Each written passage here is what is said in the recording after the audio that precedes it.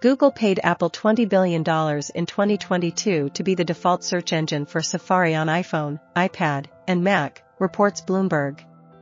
The information was revealed in court documents Google provided in its antitrust dispute with the United States Department of Justice. The DOJ has accused Google of having a monopoly on search, and in the lawsuit against Google, the search engine deal with Apple has been a major focus. In November, lawsuit documents indicated that Google was paying 36% of the total revenue that it earns from searches conducted on Safari.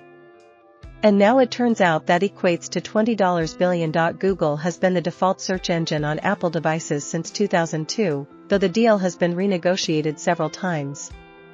Apple and Google have worked to keep the terms of the search engine agreement under wraps during the trial and before.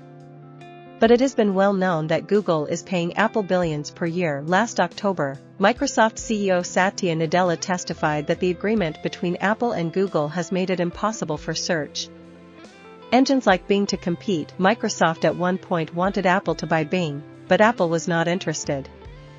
Microsoft blamed Google, but Apple's Eddie Q said that Apple was concerned that Bing could not compete in quality and capabilities. Q claimed that Apple uses Google as the iPhone's default search engine because Apple has always thought it was the best.